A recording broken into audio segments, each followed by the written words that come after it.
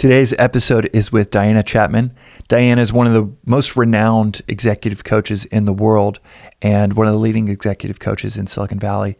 She's been on the podcast before, and it was such a great conversation touching on so many topics that just never make it into the public narrative of leadership. And we talk about specifically today some words that I've never heard of that are principles and paramount in her world and in her work that I've never heard of used in a work setting or in executive coaching before.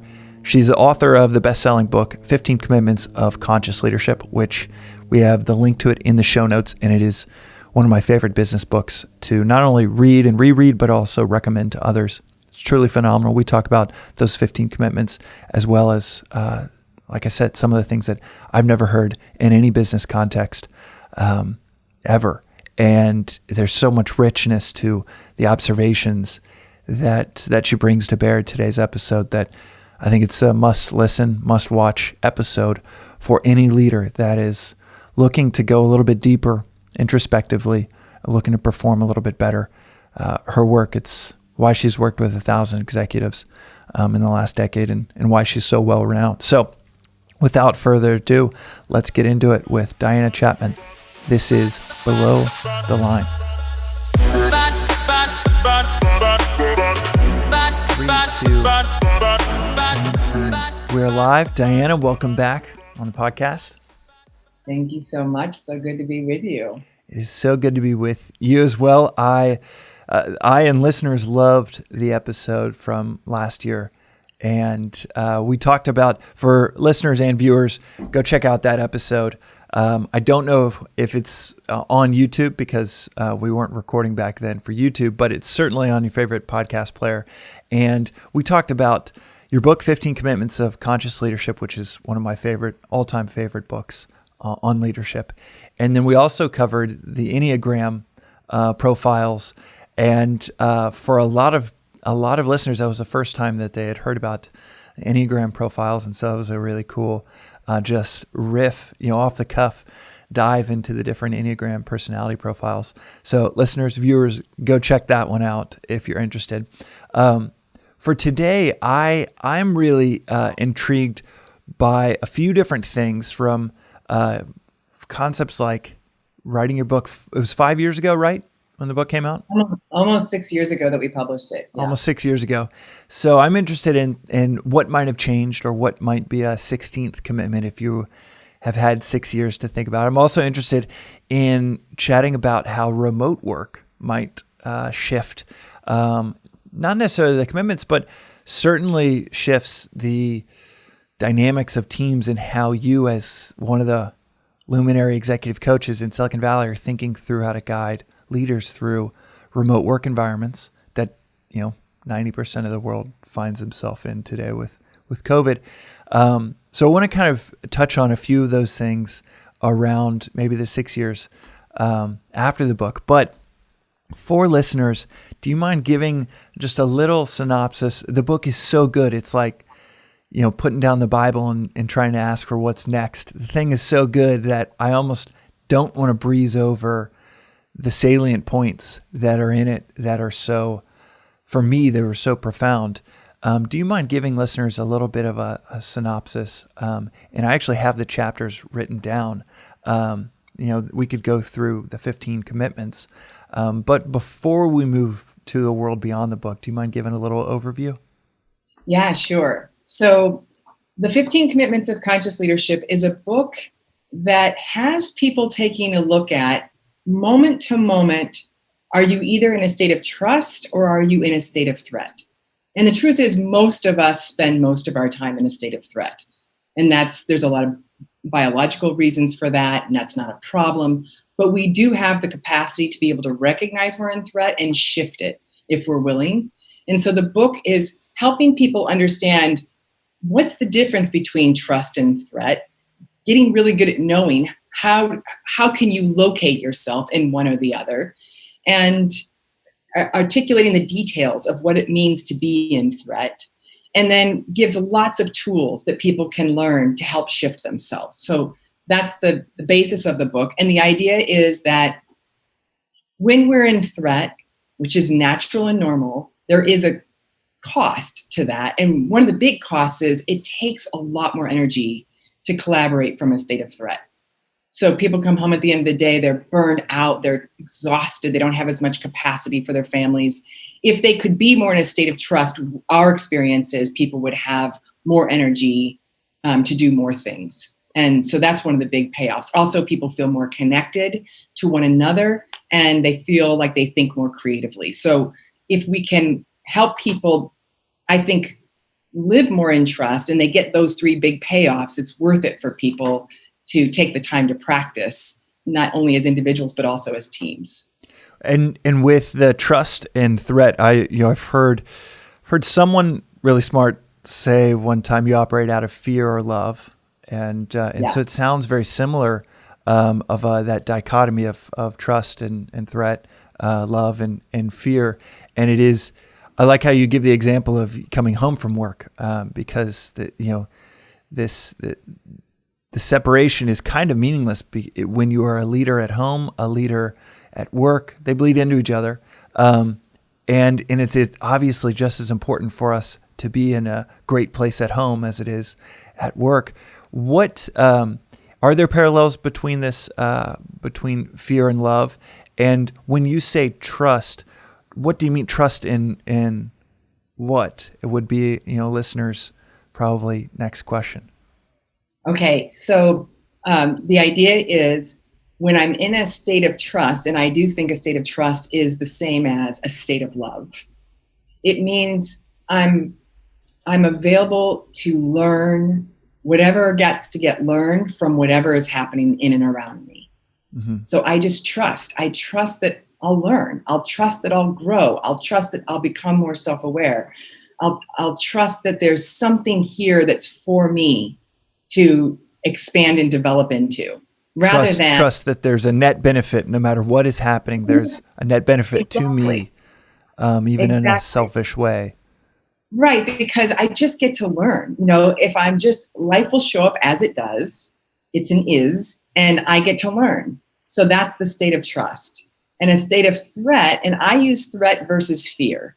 And because there is fear that you can experience in a state of threat, but there's also fear you can experience in a state of trust. Mm. So I can be in a state of trust and be scared. Mm-hmm. So fear is an intelligence that says, hey, something wants to become known. Mm-hmm. So that's why I focus more on the mindset of threat. And usually in a state of threat, we feel anxiety, which is a form of fear that comes from in a contracted way. But there is an expanded fear in a state of trust that's very valuable for people to experience. That's a really interesting and I think an accurate point that in fact, there's a lot of fear and trust, especially as you build that muscle, because that's the whole, it seems like the whole equation in your mind is, I think I'm going to have a net positive benefit here, but where is it going to come from? And I'm obviously afraid of being wrong about this and not having my guard up. Yeah. And whenever I'm in the unknown, I'm like, what's going to happen, to your point? And so that's an energetic, fear is an energetic that keeps me on my toes. It has me paying attention. Yeah. It's like when we first get to learn to drive a car, I'm scared. I don't know what it's like to take a car out on the highway. And as I get better and better at it, the fear settles down because it's not needed anymore. But that fear at the beginning is keeping me awake, alert, and available to learn something new.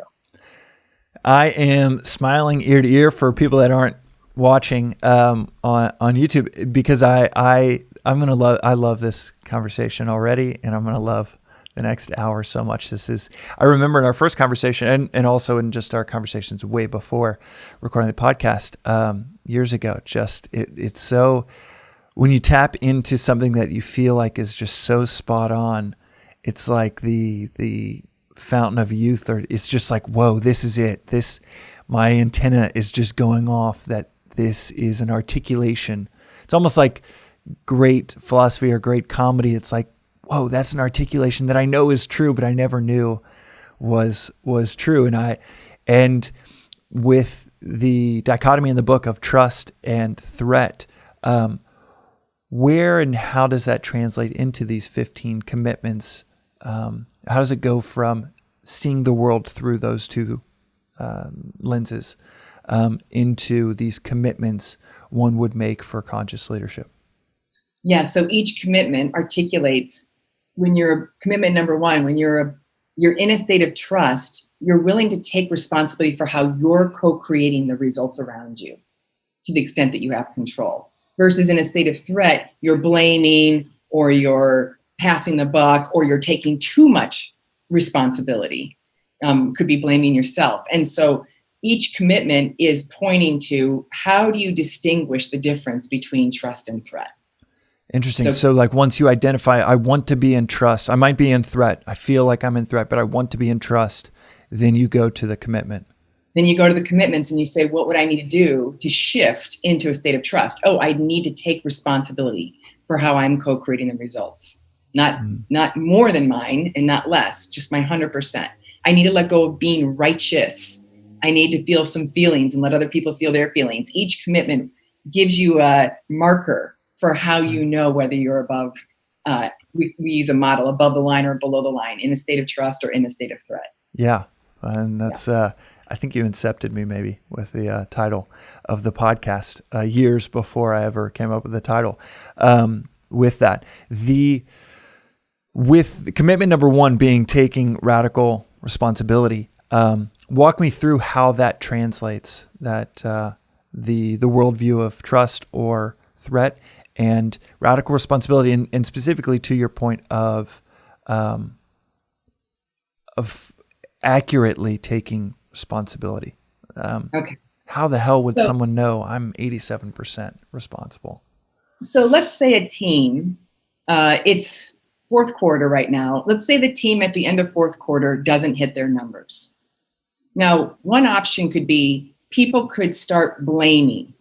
They could blame each other. Well, you didn't do a good job. They could blame COVID. They could blame, the competitors. They could blame themselves. They could do something that says, hey, look, I'm at the effect of all of this. Mm-hmm. That's one option.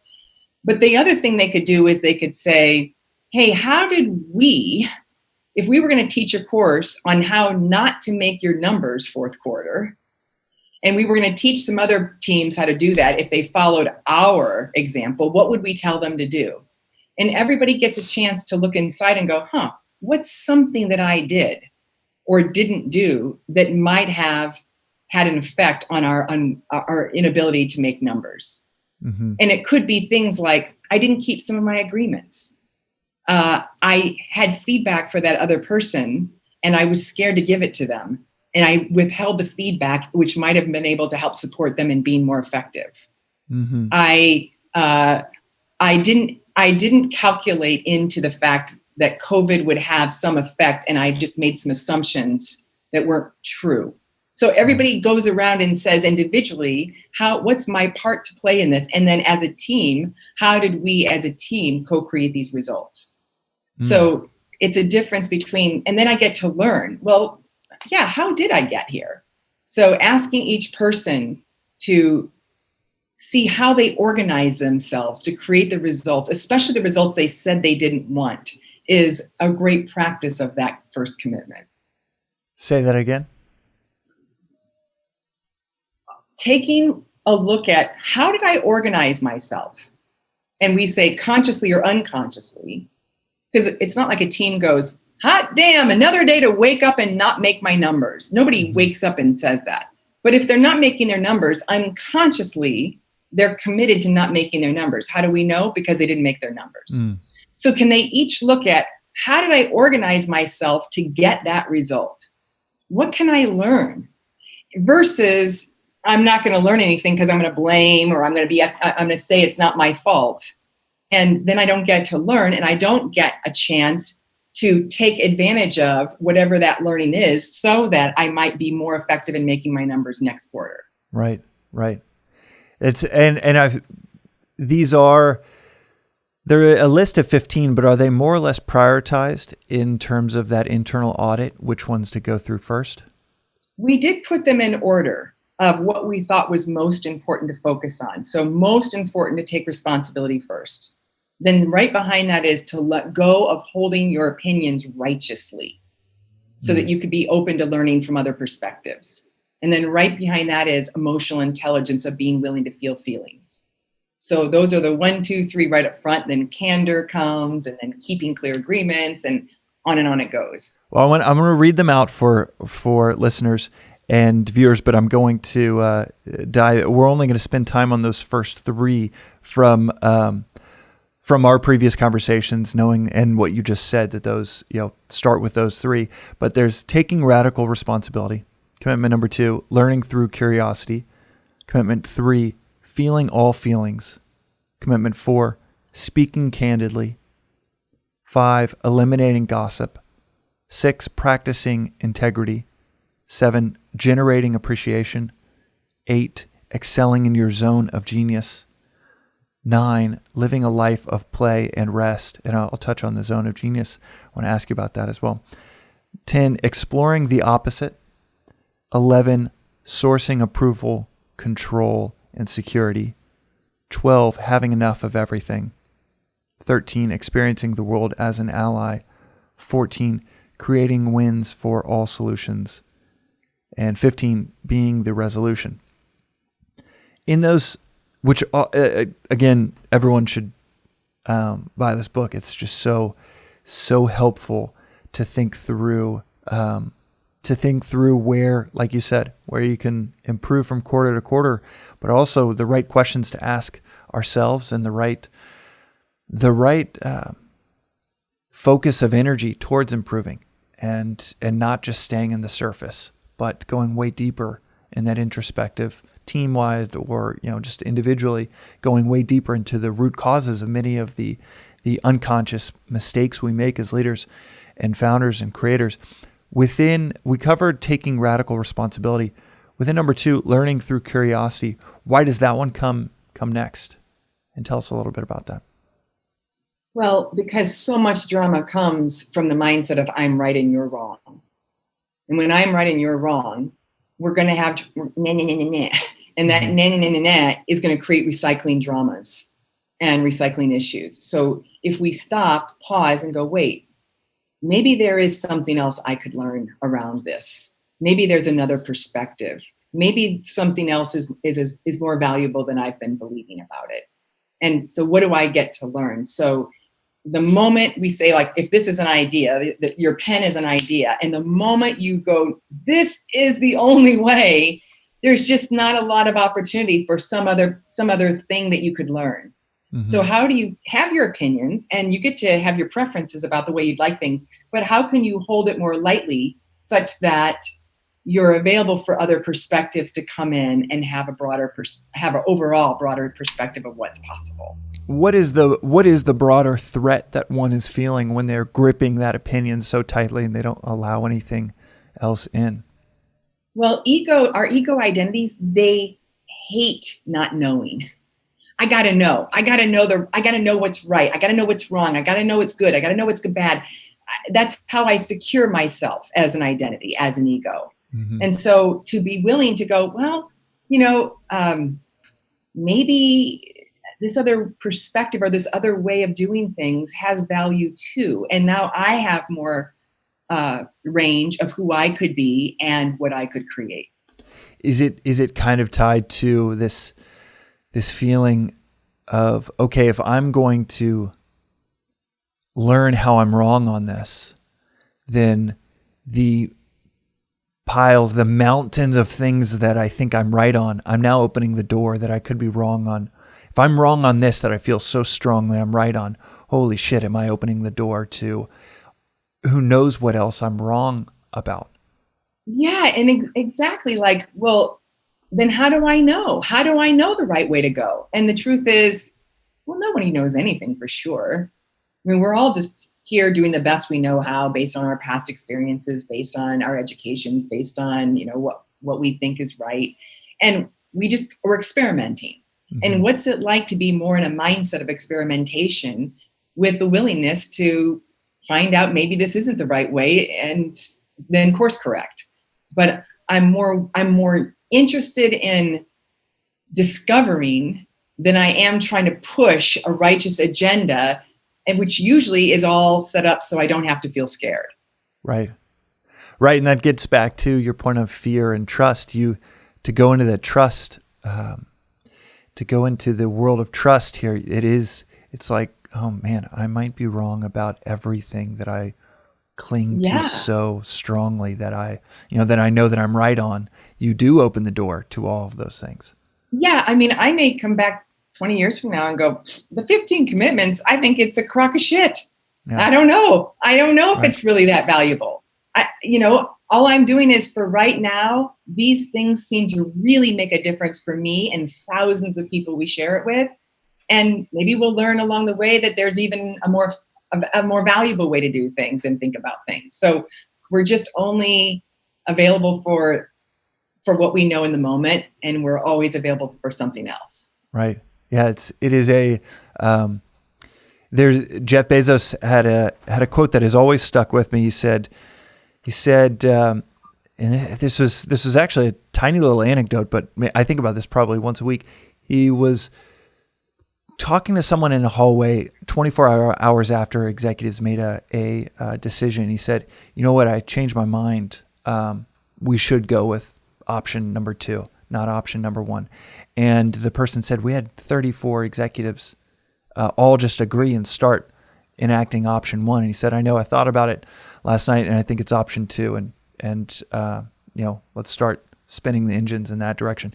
And he later reflected on that he was kind of given this pushback that he was changing his mind, but he said his commitment as a CEO his commitment is to truth, not to consistency. And that's such a interesting contrast of those two and how much they often do contrast. I had never heard that comparison, but it's so often the case that when you do choose truth, it is very inconsistent with what you previously thought or what plan you had previously put in place. And it is a fearful thing to choose truth. Yeah. One of my favorite videos I've been playing for clients lately it comes from the Funny or Die brand. Yeah. And it's a scene of a couple in like the 1950s, and the wife is there cooking at the stove, and she's serving her husband steak and eggs and bread. And some guy jumps into the scene. He goes, I'm from the future. You shouldn't eat those eggs. And he's like, eggs are bad for you. So she's like, oh, honey, we've got to get rid of those eggs. And then he keeps popping back in every 5, like from the future. Okay, you can eat the eggs, but now it's only the whites, and then, well, now you can't eat the yolks. It turns out maybe cholesterol isn't such a thing, but don't eat the steak, and then it's like, well, no, you can eat the steak, but the bread. And it's like, that's science, supposedly, always changing its mind. So there's this way everybody gets so righteous about how we're supposed to eat. And then we find out, 10 years later, maybe that's not so true. Right. And so can we hold everything like, what's the news stories now? Whatever the current trends are in food, there's a difference. Fasting. Everybody should be fasting, right? Yes. Right. And then we might find out in 5 years, fasting's actually not so good for the heart. We found out there's some problems with fasting. So we could go at it with, I've got to fast. It's the right way. Or I don't know. I mean, some people are saying fasting might be helpful. Mm-hmm. Maybe not. Like, I'll try it out and see, or I'll hold it a little more lightly. People can get really religious about, the way things ought to be, because that's the way. And they can open up to, well, maybe there's another perspective here. Yeah. So I've been playing that video for clients just to show how righteous the world can get and how funny it is when you look back on it and see like, oh, I guess we don't know everything. That's brilliant. And it's so spot on to, that's comedy. That's the truth in a way that you would have never thought to articulate it of a family. Instead of us getting these news stories every 3 years and be like, oh, there's new science. They're getting them all within minutes, and how disorienting that is. But that, in many ways, that is truth. It's pretty disorienting, and fearful to go into what basically Jeff Bezos was saying of the commitment is to truth, and new information often will be disorienting, but that's got to be the commitment. Today's episode is brought to you by Tiny Capital. Have you ever thought about selling your online business? If you have, you probably have been super apprehensive about it because it is so painful to try and sell your online business. And that doesn't even matter if people are interested in buying it. It is still months of negotiation, tens of thousands of dollars of legal fees. It is back and forth. And then you get on the other side of the acquisition and it's just as painful. And oftentimes the new business trashes the one you've spent years building. And that ends up being one of just the worst experiences for any entrepreneur in the entrepreneur life cycle. And most people just thought that's how it goes. And that's the price of selling your business, until Tiny Capital developed the dream scenario of selling your business. They will tell you in 1 to 2 days whether it's a fit. They'll make an offer in 7 days and then close in 30 days. Andrew Wilkinson, who's the founder of many companies, he built Tiny Capital based off of his experience of selling businesses and buying businesses and knowing how much better it could be for everyone involved, but specifically the founders. And they, like I said, created the dream scenario of selling your business. Go to tinycapital.com. You can see the businesses that they've bought. You could even start firing off notes to the founders of the businesses that they bought to see if it really is the real deal. Some of my friends have sold their businesses to Tiny Capital, and I can tell you from what I have heard, it is absolutely the real deal. And I can tell you from my experience of selling my business not to Tiny Capital, and it was extremely, extremely painful. They, like I said, have designed the dream scenario for designing your business. So go check it out, tinycapital.com. Yeah, and then the practice is, how do I stay so open-minded, so available, but also have conviction for going in a particular direction? So Jeff still says, we're going B, and he says truth, but the key is it's got to be my truth. Right. It's just Today's my truth. Right? It's my truth for now, and this is the way we're going. And so most leaders get scared, like, wait, if I'm open-minded, then I can't have conviction.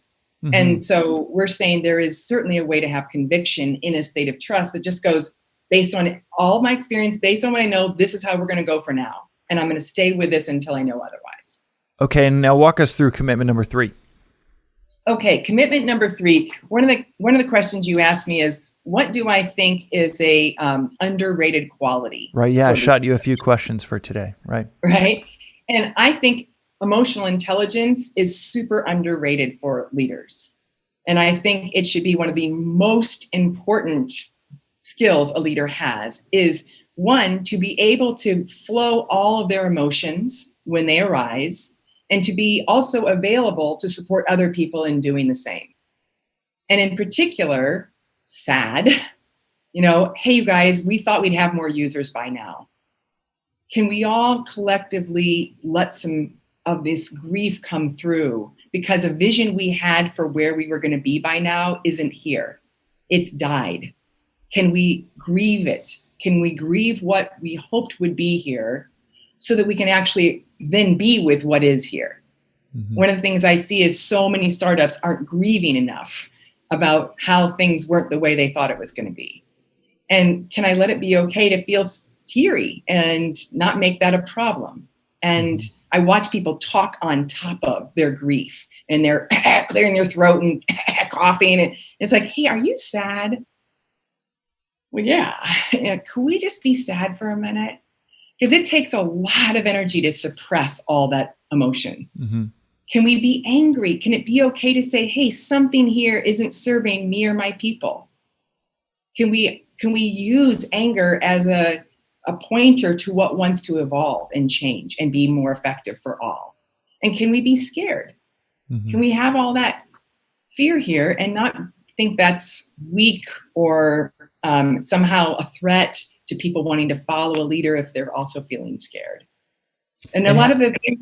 And how could they articulate that? What would they say? Hey, everybody, can we be sad right now? Or would they say, hey, I'm really rocked by this, and I'm probably going to be bummed and sad for the next day or two that this didn't happen, and I welcome everybody to be that? Or do you kind of invite how would you logistically articulate it? Yeah, so how it works is the leader starts first, The leader might say, hey, folks, we've had to make some cuts. And we've let go of a percentage of people on the team. And I just want to let you know, I feel really sad as I report this news to you. And they might even want to say, like, my chest is heavy. I feel some constriction in my throat. And let me just be with sad here for a minute. Mm-hmm. And I imagine some of you might be feeling sad too and want to just welcome your sadness as well as you hear this news. Mm. And can we actually allow the sadness to move through as a wave that moves through the body? Mm-hmm. We might breathe, make some sound or movement to support that energy going through the body so that, okay, sadness, that wave passed. Now we listen to the sadness, we let go of what was, and we open to now what's here.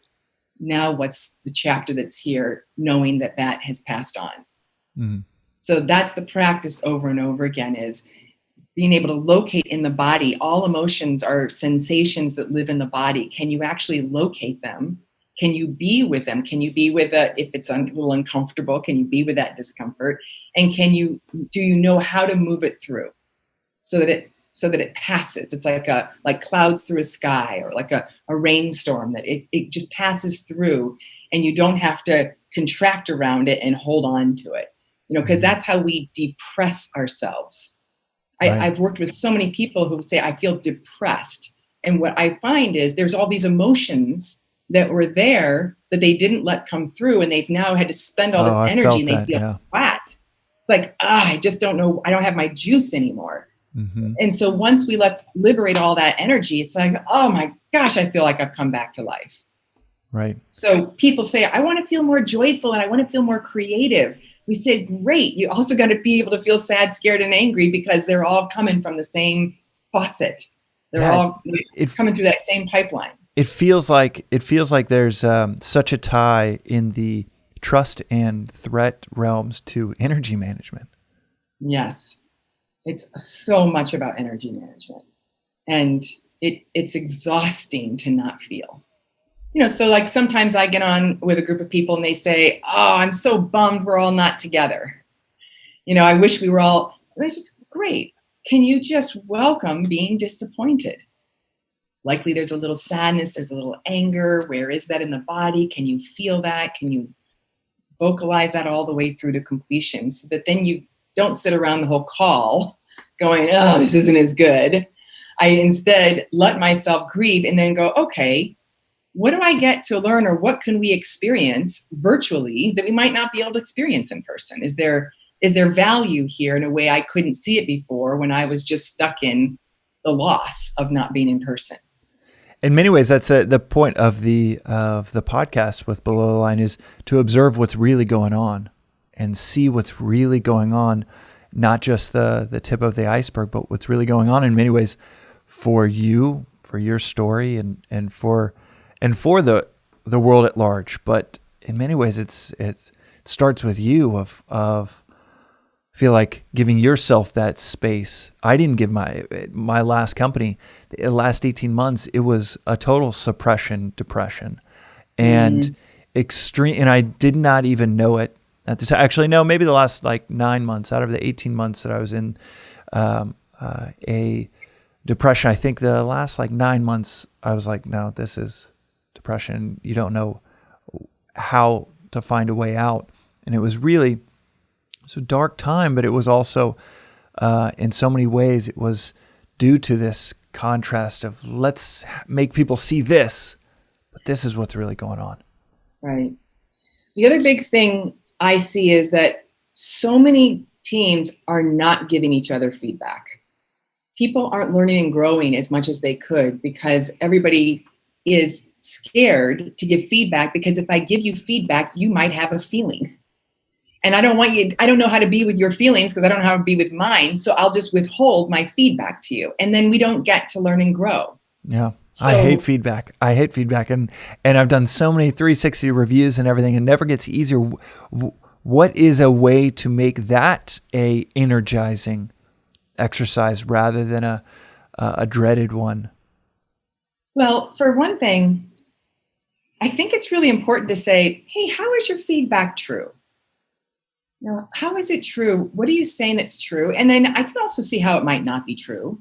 So we're not holding feedback as it's right or wrong, or I'm right or wrong to be these certain ways. It's just a place of, what do I get to learn? And how are you a gift to me by bringing this to my attention so I can learn? Mm-hmm. And maybe some of this is about you, but doesn't matter, because I'm always going to take whatever anybody gives me and just to see, how is it true? And it is that trust, fear world that you step into for that. And I totally agree. It is so much more, I guess the energizing aspect is on the other side, if only for that person to have the relief valve to voice what is probably maybe not as big of a deal like any of our catastrophes in our life. They aren't as big of a deal as we make them out to be in our heads. So the second we're able to talk about them out loud, if for nothing else, it's energizing for the 5 team members that are going to give you feedback to be like, whoa, I get to shed that. And now I've said it. And then obviously you digest it. This is where commitment number 2 comes back in, because a lot of us have stories like somebody will say, I have feedback for you that you're bossy. And I go, you say bossy like that's a bad thing. Like, what's wrong with bossy? So, but in our minds, we're going to make up stories. Bossy's bad, something else is good. You're too sensitive. As a sensitive is bad. From above a line, we're not looking at these things, any of these traits or ways of being as good or bad or right or wrong. We're looking at them like, oh, what's valuable about that? And are you doing it in a way that really serves yourself and others, or is there something you can learn? But we all get caught in duality.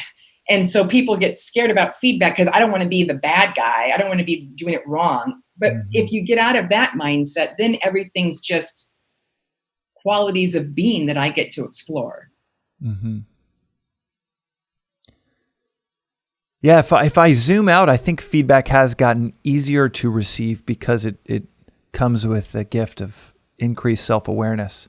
And so I think maybe it's the bracing for something you haven't heard before that is scary, but in many ways, because it does get to that world of like, well, if I was not aware of that, what are the 360 degrees of other things that I might not be aware of?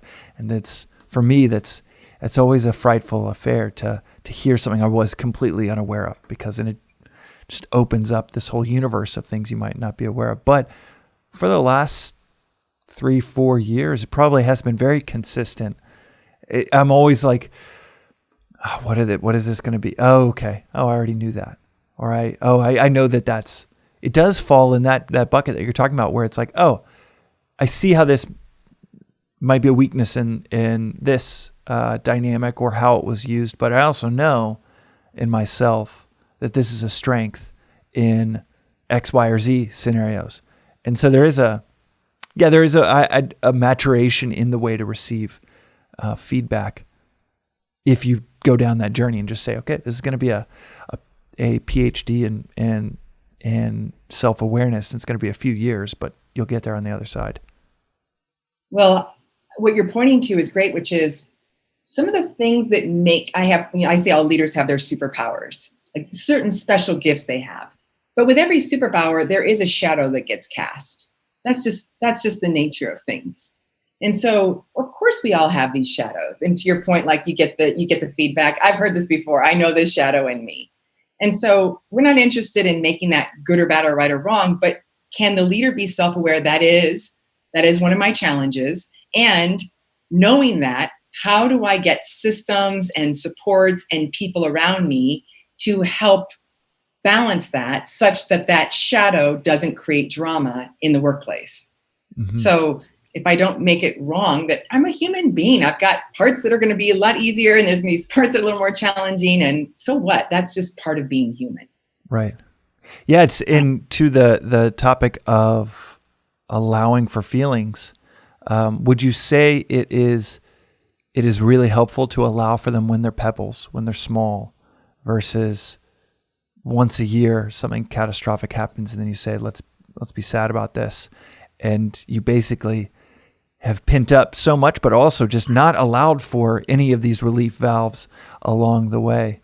Would you say it's best to practice when it's nascent and small? Absolutely. I mean, a lot of our teams that we're coaching, we even have them start out a meeting. Hey, we're going to be talking about whether to promote John, or Linda, and we want to know, we're going to have a conversation about that right up front. Want to just have everybody do a check-in. What's the feeling that you're most aware of here as we get started? There might be like, I'm scared, I'm excited, I'm a little sad, whatever, because I was really hoping Brett was going to be the one we were going to talk about. So, and then at the end of the meeting, we might say, okay, we've made a decision now, and we've decided that we're not going to promote John, and we're going to give it to Linda instead. And then how's everybody feeling now? So like, could we actually build practices into our regular gathering time where people can express what's happening emotionally? And it's the same for the feedback, is start small. Within different teams, one of the things that I built before is software for really quick feedback loops from just the experience of quick and frequent feedback loops being so much less painful for all involved, even the person giving the feedback, instead of 4 hours once a year. But but also much less painful for me, just going to talk from my experience, for me, because it's like you get a little bit of a drumbeat, and it's like feedback for anything. You want that feedback for the software, for your product. You don't want feedback from customers once a year. And so, it's for me, at least, it feels like the key is frequent and maybe even small, for each of these, for creating space for feelings and creating space for feedback. Yeah. As I mature, I want feedback constantly. Just everywhere I go, do you have feedback for me? What feedback do you have? And I'm encouraging all the leaders that I'm supporting to have that mindset and to get it every day, right, throughout the day. How could this meeting been more effective? Fill in the blank. You would trust me even more if. I would be an even more effective leader if. Fill in the blank. Just getting tons and tons of feedback. Right. That's the way you're going to be more effective. Well, it's the same for building a product. You want that feedback. So at least in a mature way, I remember building products and building companies where I didn't want to tell anyone until it was perfect and it was really done for version 1. And with my first company, I worked on it for no lie, 19 months before I shared it beyond the 3 people that I was building it with. Wow. And I was 21 and 22, and it was a total fear. It was not fear. It was a total threat-based move of, this is going to reflect on me, and I want to make sure it has the best first impression. And boy, was that so wrong, and blew up in our face. Within 6 months, we had to shut down the whole company. And it's like, this was not a total waste. It was phenomenally, it was a great learning experience, but certainly one of the learnings was that's not how you do it. With my current company, a little matcha energy drink, I was de-risking the hell out of that thing. I wanted to learn the bad information for 2 years before I even decided to make it into a product or a company. But that is a separation of 12 years of building. So just to recap, we talked about taking radical responsibility, learning through curiosity, and feeling all feelings. You touched on underrated. Do you mind building that out a little bit more of what is a leadership quality that is underrated in the world in 2020, 2021? That was underrated besides the emotional intelligence piece. And maybe even building out the emotional intelligence piece a little bit more, because usually, EQ or emotional intelligence is reading the room kind of, or at least it's talked about that way, but you're also saying reading yourself and being really in touch with your own, being really intelligent about your own emotions. Yes. Yeah. And reading a room and reading a person. I walk into somebody's, I have a meeting with somebody and I go, look, I'm having a really big challenge with my colleague. And you're my manager and I'm coming to you, and the manager gives some advice and person goes away, and then they come back again and they keep coming back with the same issue. And I find it's often because there's an emotion under the content. The person just might be angry or scared or sad and they never got to feel it. So they keep talking, hoping that that will give them some sense of completion, but it never does, because until the emotion runs through, they're just recycling the issue over and over again. And I see so many managers waste so much time having these repeating conversations with colleagues because they didn't go address, hey, it sounds like you're really frustrated about the fact that they haven't been keeping any of their agreements. Is that right? Yeah. How frustrated are you? I'm really frustrated. Oh my, I can't tell you. Yeah, makes sense. And then the person goes, oh, okay, now I feel more complete about the issue because I got to move all that through. That further builds out that it's way more than what I was thinking of, like EQ. The emotional intelligence is that's just a complete identification with a scenario around the emotions underlying the scenario. When we're listening to people, are we listening for their emotional content? I hear that, most people are just caught in the content, and not listening underneath for what are you feeling here? And can I help you be with those feelings more? And that a great leader who's really emotionally intelligent can do that with their colleagues. Wow. That is such a often overlooked aspect. And that's the 90% below the waterline type of metaphor. And it is so true. You're just, especially when you get caught in as a manager, as a leader in fix-it mode, you have your own emotions you're not checking in with, where you're like, okay, let me handle this. Or, okay, let me go into fixing this so that you get rid of it and then get rid of the emotions instead of touching base with that person and what's really going on. So let's say somebody comes in and says, I don't know which way to go. We could go this way or this way with this particular part of the project. And I'm supposed to make the decision. I don't know. I need your help. A lot of conscious leaders will say, okay, well, hold on a minute. Let me just get you.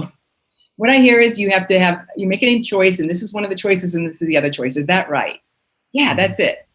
And it sounds like you're nervous. It sounds like there's some fear here, and that you're scared about how this is all going to play out. Is that right? Yeah, I am. That's right. I am. I'm a little nervous. Great. And it sounds like what you really want is you really want to be successful and have our whole team be able to create what we most want to create. Is that right? Yeah. Okay, great. All right. And so oftentimes just helping somebody get there, they go, oh, you know what? I think I know what we need. I think we're going to go left instead of right. And you go, great. Good talking to you. And that's all you did as the leader, is you just help them get present to what was their content, what were their emotions, what are they longing for? And when they get present, they often know the answers. And so many leaders, instead of doing that, go, from my perspective, I think you ought to go this way. Well, that's great for the short term, but in the long term, you don't create leaders who build confidence over time by learning how to make their own decisions and access that deep presence that where those answers can lie with a lot of confidence. Right. Oh, I'm so bad at that, and it comes from that jumping into threat mode and just being like, oh, I don't want more problems today, and especially if I'm already suppressing and managing the energy of the other potential threat buckets, and it's like my fear and threat mode is that there's more problems. Let's find the 5% of work to get 60% of the solution and just get rid of this problem. But it's so interesting that and I remember really loving this about the book, that they interweave, and that it's like commitment 3 goes back to commitment 2 of have this curiosity of what's really going on with this person you're working with, and to that emotional curiosity specifically, and the curiosity within yourself of why did I want to just turn that coffee chat into a 7-minute kind of appeasement of emotions and then move on, or appeasement of a problem. And then it goes back to number 1 of taking that radical responsibility for when things go wrong. Okay, did I could I have foreseen that with the feedback or the meetings that I was having, or the feedback that I wasn't curiously, getting? I love it. It's a sign of a good system, is when each wall fortifies the other. Within, you mentioned underrated. What is a quality that you feel like in the public narrative is overrated as a quality of leadership that we maybe talk about too much? I would say, I was thinking about this when I was tuning into all these 360s that I and my team have done over the last 6 months. And I think one of the things that I'm paying attention to is how many visionaries there are. People with really cool ideas and very excited about creating a new world. But with that vision comes a real lack of prioritization. And that seems to be this theme of everybody gets so excited to follow a leader with the vision and the enthusiasm and this possibility. But that's overrated if it doesn't have a lot of structure around it, because otherwise what I see is teams that are so overwhelmed. They're so excited about the vision, but they're so exhausted. And then they end up being part of the problem, of the thing they're trying to solve. And so that was one that came to mind, is what's overrated is a visionary without a really thoughtful prioritization and a recognition of we only have so much capacity. Let's make sure we're really focusing on the things we ought to focus on and let go of other things for now so that we can be sustainable.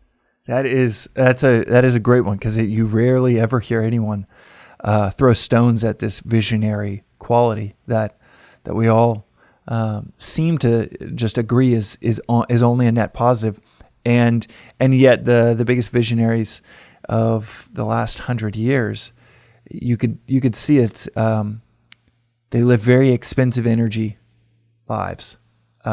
Steve Jobs, the most famous visionary, is fired from his own company 10 years in, and that part of the story obviously gets chopped off, and it's like, no, iPod, iPhone.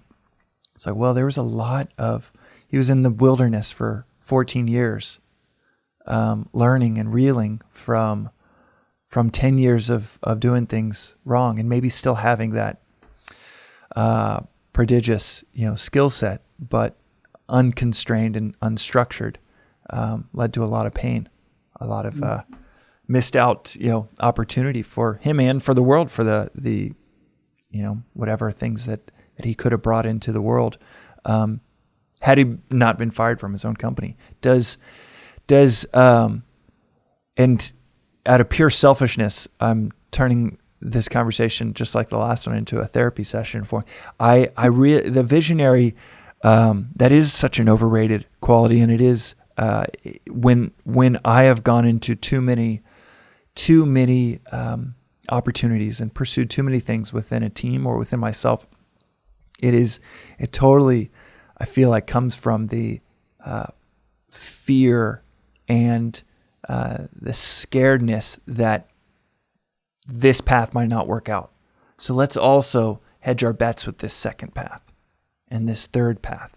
And let's have a Skunkworks team work on this fourth path that is creative and cool, but it's really an 11 p.m. Not even vision, but just scared thought that A, B, and C might not work out. So let's also make this fourth bet. It's the opposite of structure to a T. It's the opposite of trust. Yes. In many ways. Yes, exactly. And so that's where we'd say, oh, okay, you want to do this, this, and this. These are decisions you're making. From where are you making those? Are you in trust or are you in threat? Mm-hmm. So most leaders would say, you could be doing those things from trust, but likely you're doing it from threat. And so we go, great, let's take a look at most leaders perceive that there's a threat to their security, control, or approval.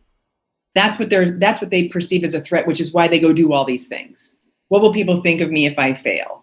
I want to control an outcome. I want to make sure I make so much money, or I want to make sure I'm financially secure. So I'm doing it though from a contracted place that then has me being more frenetic, creating a frenetic team that then doesn't sleep at night and burnt out and, aren't caring for their personal lives. And then, we're all saying we're helping make the world a better place, but we're all absolutely overcommitted, stressed out, and not contributing to this world that we say we want. It makes me want to dive into one of the commitments further down the list. You have the word enough in there, and that's a word that's rarely ever used in Silicon Valley and in business in general. Talk me through the utilization of that word enough. So the idea is, and this is a more sophisticated commitment, but the idea is if you let yourself truly just sit in this moment, let's just say for a moment there is no future and there is no past. It's just you and me sitting here at our desks talking. If we can truly just stay here for a moment, do we have enough time? If we're just you and me right here in our chairs, do we have enough time? Just for now, literally right now, because that's all you can ever answer for.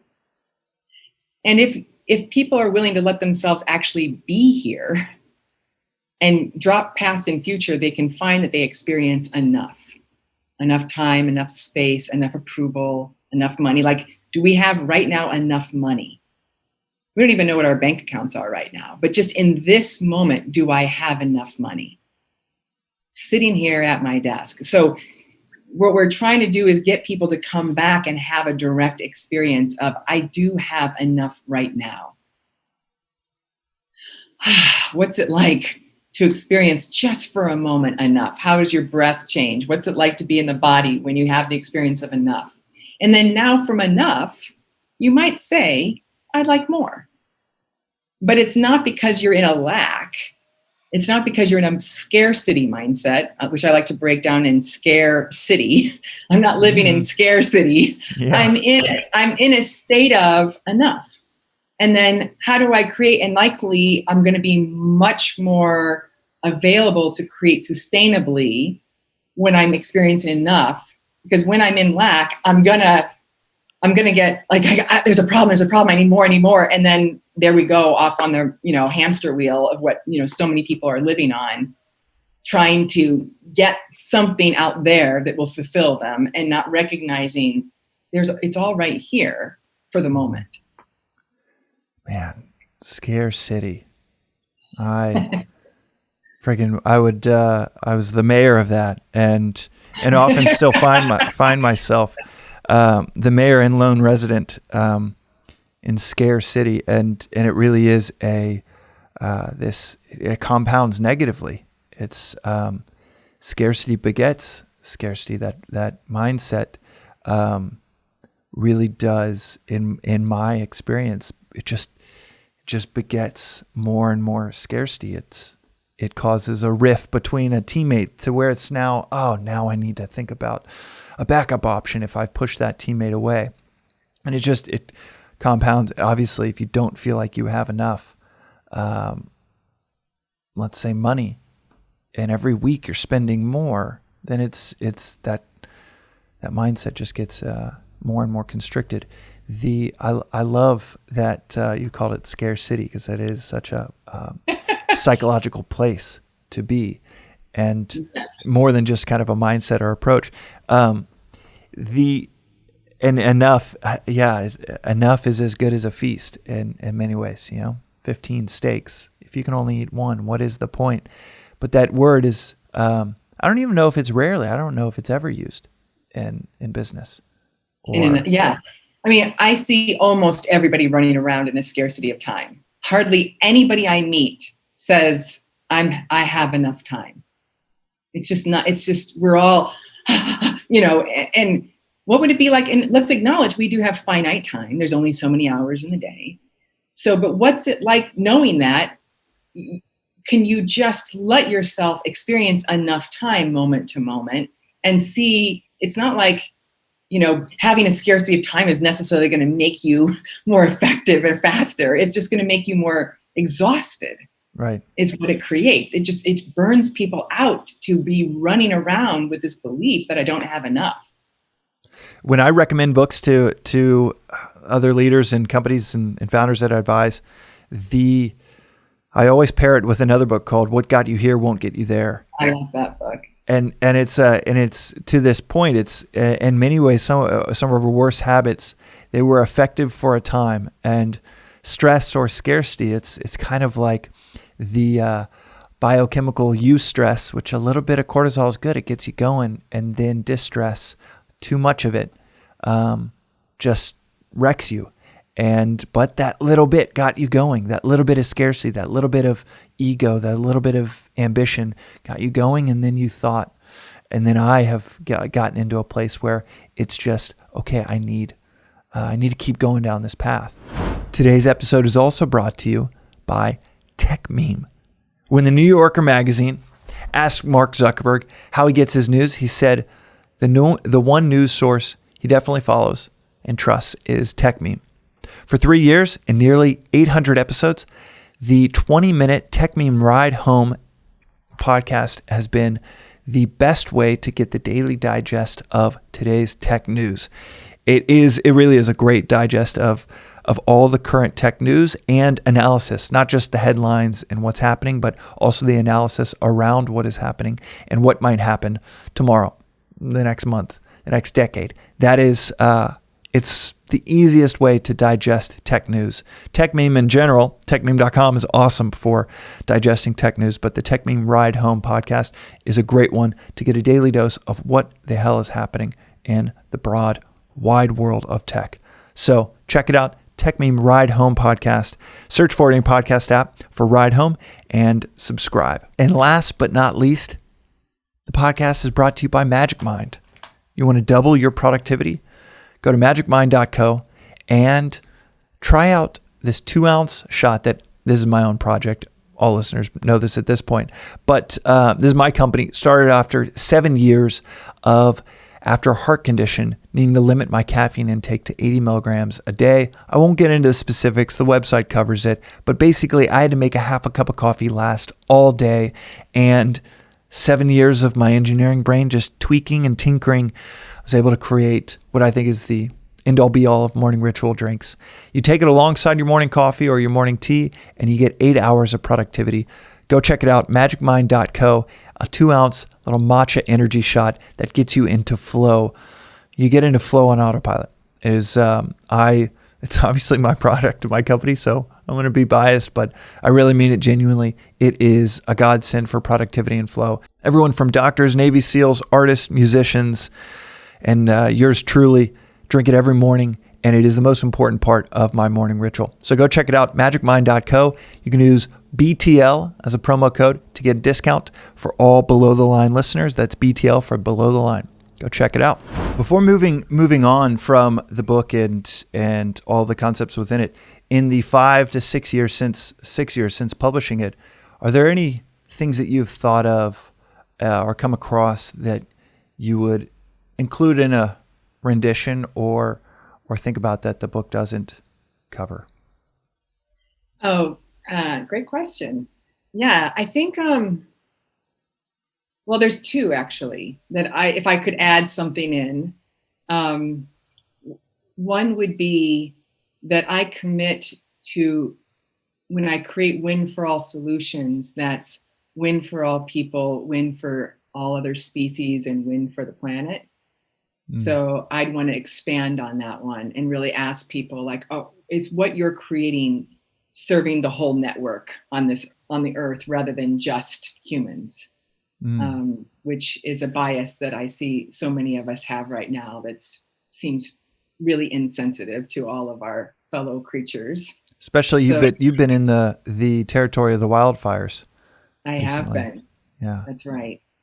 Yeah, and then the other one is, I really think there is great value in beauty and in creating environments that are beautiful. I feel like beauty awakens something in all of us. And so commitment to create beauty all around us and is another one that I'm really passionate about now. And I love it when I go into workspaces that are beautiful. I feel the difference in myself and I notice how it affects others. And there's just little things, little things that can be done that just change the sense of well-being inside around beauty. Tell me more about that. Where did that come from, or why do you think that it does change the energy dynamics? Well, for example, there's research that says that when you bring art installations into impoverished neighborhoods, that violence decreases. That there's something about art that inspires something where more collaboration, well-being can exist, and I see that like Asana is a great organization in which I love the little things they do where they bring beauty. So they have water that they serve their employees. They call it Asana spa water, and it's visual. You can see it, and they put a little bit of fruit in the center, and you feel like you're in a spa, and you're serving up your water bottle, and it's just those little touches that just feel so. There's a nurturing quality about them. Or there are some environments that I've been in where there's just a real sense of how do we make the kitchen feel warm and inviting and beautiful to be in. I notice how I notice the difference in how it affects people around them, and it certainly affects me.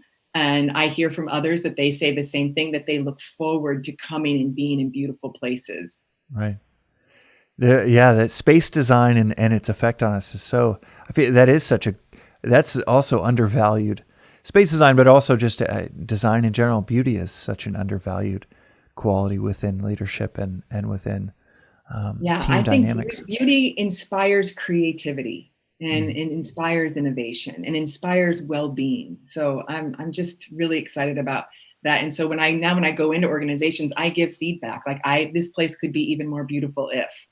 And cool. I don't hold that back anymore. That's great. And also rarely talked about. What are some of the environments that can lead to a world that's prone to threat or structures in our own lives? What are the things that we make, decisions we make 30 days before, 30 months before we find ourselves in a threat-prone world? Does that question make sense of kind of what are the team environments that just you're setting a team of 5 individuals, 25 individuals up for a lot of potential threat responses? Well, I would say to the extent that we're in threat and we're collaborating and leading each other from threat, then we're going to have so much more drama that we're likely going to pay that. I call it a drama tax. You're going to pay a drama tax. You might pay it tonight because you don't sleep well. And you also might pay that drama tax 30 months down the road where we didn't win in the competition amongst our competitors. They came to market first with a better product because we were in threat and they were in less threat. And they got to see reality clearer. That's a great way of saying you're going to pay this down. It's a matter of when and how much energy. Yeah, every organization pays a drama tax. Everybody does. You'll all have to pay some tax because we're human beings. We're going to have drama. But the question is, how much drama tax do you pay? How many meetings do you have after the meetings? How much more time does that take? How much, how much are people in a lack of clarity then overwhelmed and not sleeping well and then coming to work less rested? Like, what's the tax we're all paying? And I think leaders who are, the more effective ones are paying attention to that question. That's great. When we, that kind of brings me to a blog post that you wrote a few years ago around play versus sex appeal. And do you mind talking about that, giving listeners a little bit of color on this blog post? And I think it gets to potentially touching on what you're just saying of what kind of tax you might end up paying for an environment without play. But do you mind, talking about that blog post? Yeah, I think I was talking about back in the day, I was commuting a lot across the country from San Francisco to Boston mainly. And I was flying a lot on Virgin Airlines, which was such a beautiful, I loved that brand. It was so sexy and the experience was wonderful. But I also flew a lot regionally and was on Southwest Airlines because there were so many flights coming out of my local airport. And I found that I loved flying Southwest as much as I loved all that sex appeal and all that kind of the cool vibe of Virgin Airlines. I loved the inspiration of play, like, spontaneous dance parties on a Southwest flight and the jokes and one of the things we're learning now is that humans learn up to 40 times faster when they're playing. And I think there's going to be more and more research that comes out about how much play matters for our learning. And you ask kids at school, what's your favorite part of school when they were in school? It's recess, because play is what all mammals do to learn as fast as they can. So one of the things that I'm a big advocate of is how do we get more play into the workplace? How do we play with stuff? And, one of the benefits that I see of going virtual is that there are more opportunities to play when we're virtual. You can play, people sometimes are playing with their background screens. I play a lot with costumes. So I have all this stuff around my desk now that I couldn't just cart around when I'm out working. Mm-hmm. But now I get to play around. So, like if people are, breaking the rules, so to speak, I get my umpire out and I'm blowing my whistle and I'm waving my flag and I'm playing around with my, foul on the 30-yard line, penalty, and people laugh and we get to play with what sometimes can be a little tense moments. Mm-hmm. And so I'm always, I've got like, all kinds of characters, when I need to let my bitchy side out, or if I'm in the celebration of somebody. But how do we have more fun with being human, with collaborating in these really challenging times, and how can sometimes people change their faces. They have those Zoom lets you look like you're a KISS member or something in a band, right. Or But I think this is the opportunity now more than ever to bring play in, and how do we make that a main part of our collaboration? How can you invite it into a team and to the workplace without it feeling forced or without it feeling like a directive, which is often the antithesis of play? Well, first of all, the question is, hey, are we willing to play? Are we willing? Are we willing to bring more play into our collaboration? There's no play in Scare City. I'll say that. There's absolutely no play. There's no time. There's no, we can't waste. Right. Right. And so how could we actually bring play in a way that doesn't take us off course, that actually supports us having more fun together, and ideally helps us relax so that we can think more creatively?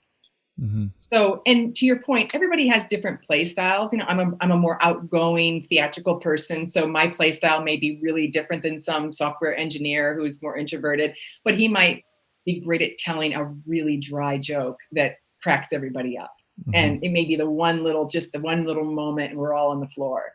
And that's what he's got to give, or she's got to give. And so how do we, what they've got to give. So how do we what's that look like? And it's an exploration for all of us to discover our own unique play styles.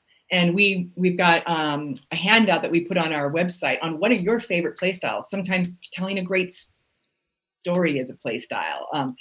Strategizing, just how we strategize could be a great play style.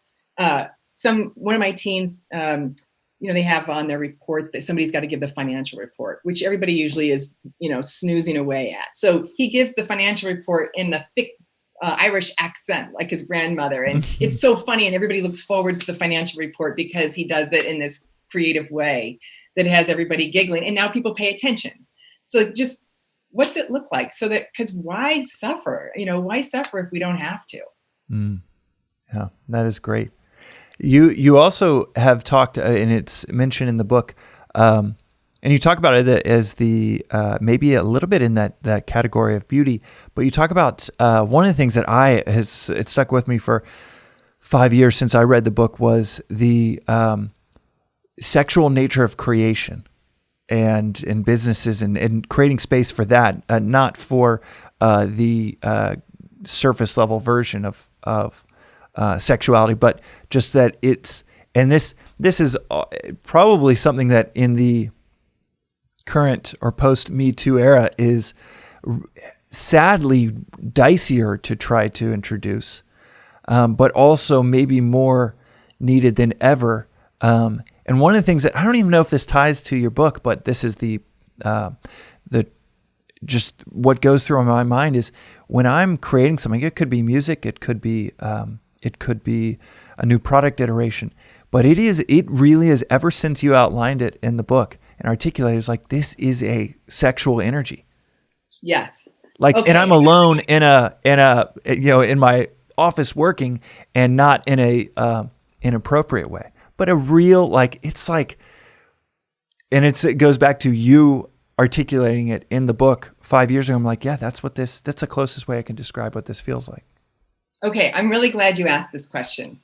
And today's my 54th birthday. And today, Happy birthday, Diana. Thank you. I'm making a resolution that I want to be more bold in the stances I'm taking. One of the things I realize is that I've been holding back sometimes, from fear of what will people think. And so this is a good chance right here in this question to be bold. So I am standing for sexual energy in the workplace. And I like using that word. A lot of companies get really uncomfortable with that, exactly for your reasons you're pointing to of the movements right now going on. And sometimes they want to call it creative energy. Call it whatever you want. It's sexual energy. And we are sexy human beings. And it is our sexiness that makes us innovative, that makes us enjoy life. It's the aspire for beauty. I want to introduce beauty to the world. Yes, it's the juice that makes life worth living. And it's the creative flow. So we all think of sexual energy as me being physically attracted to somebody else. And sure, that's a part of sexual energy, but sexual energy is so much more than that.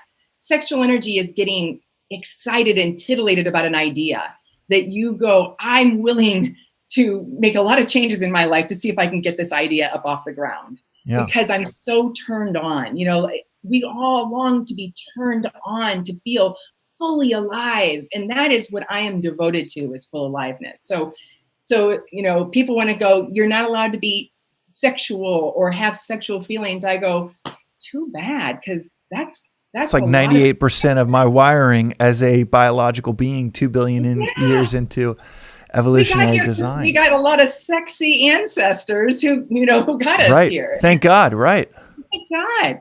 So I'm standing for it. When we put the book out, all these people said, get that word out of your book. I mean, we had all kinds of professionals that we hired, and we just said no. And I still, some we get emails that say we won't use some of your content because it uses the word sexual energy. And we've changed some of it to accommodate some folks, but I'm not ever going to take it out, because I'm really hoping someday we could say, today's Wednesday, and I have a lot of sexual energy around taking that product and seeing where we can go with it. I love that you're taking a stand on that, and I love that I get to witness the day in which you're making that commitment to, and we're able to capture it for this podcast and for this for the listeners, because I think in many ways the failings, the harassment, the pain in the workplace that has always existed, but certainly been much more exposed in the last few years, comes from this expulsion of the term or the acknowledgement and the repression of, no, you cannot have that in. There's 100 humans working on this project, and 98% of our wiring is towards reproduction after 2 billion years of evolution. But no, we are not going to allow anyone to acknowledge, much less ever talk about that aspect of life, which is, that is life. Yeah. And I think we need to take a stand on it. It's, and go from a prohibition era into an information era. Yes, indeed. And part of that means I got to learn how to be with my sexual energy when I am attracted to somebody else. And I have this human body that gets attracted to other human bodies. It's just what it does. Sometimes it's not even conscious on my part, but I get attracted. So then, do I know how to run those feelings through my body so I can move them through without needing to have sex or be inappropriate in any way? But can I take responsibility for that?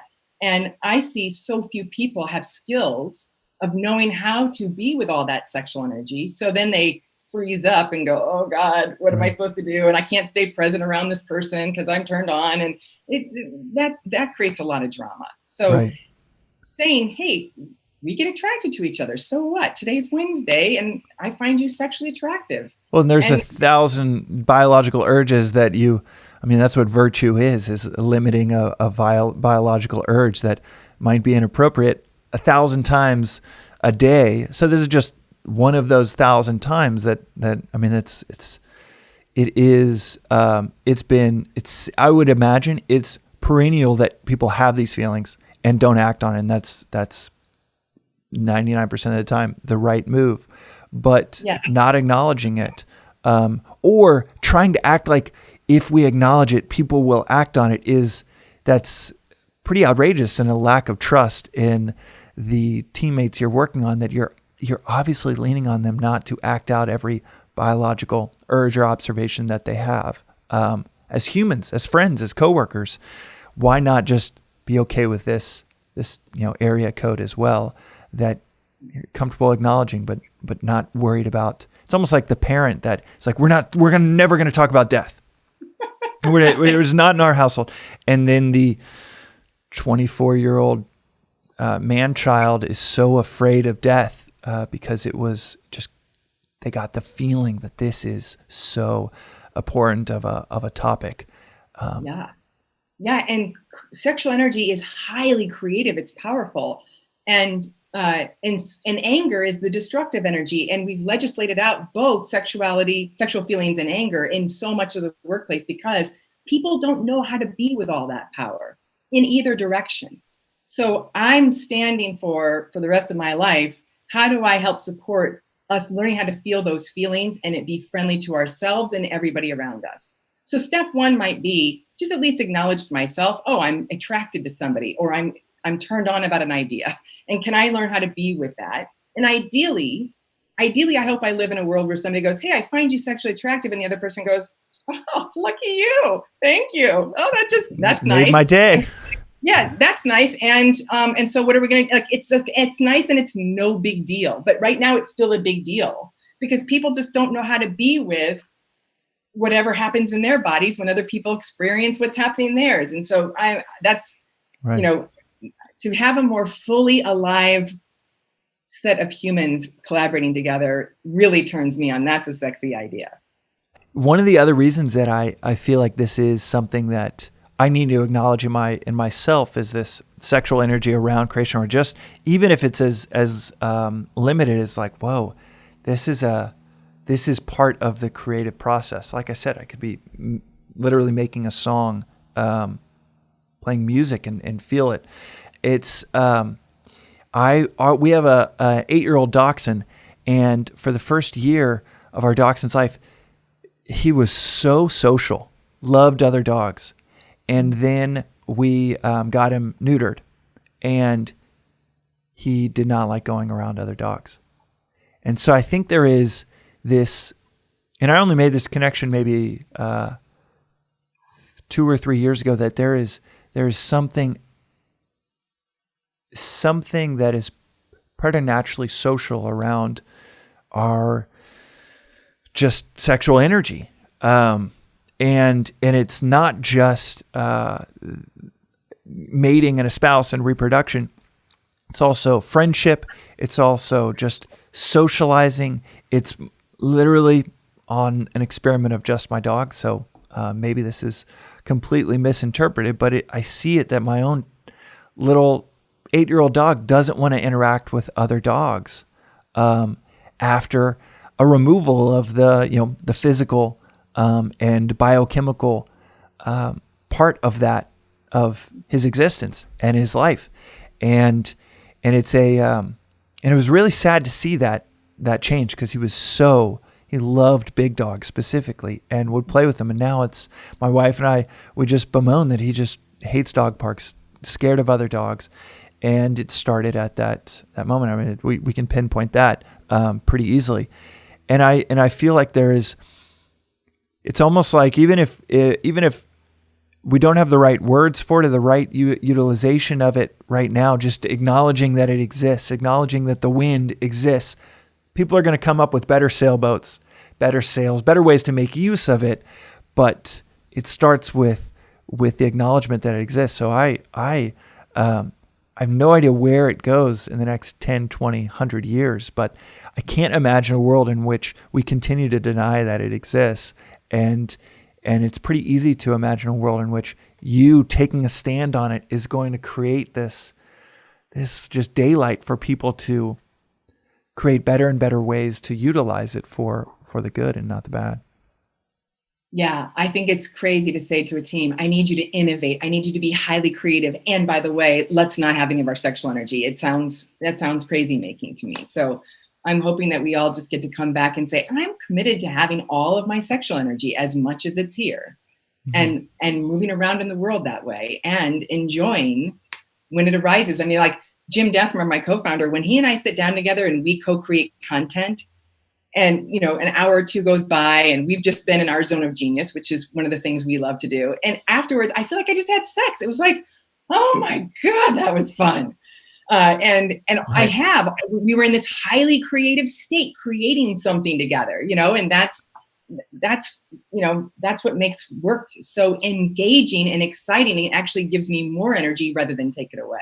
Right. And it is creation in all of its forms.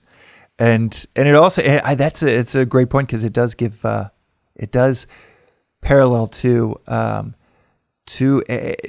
the, I guess, more primal use of sexual energy. It is so energizing to create, it is and I'm sure I would not be surprised. I won't say I'm sure, but I would not be surprised in 10 years we have the scientific understanding of, oh yeah, there is a biochemical connection to creation, and we've been just ridding ourselves of that in a professional workplace for too long.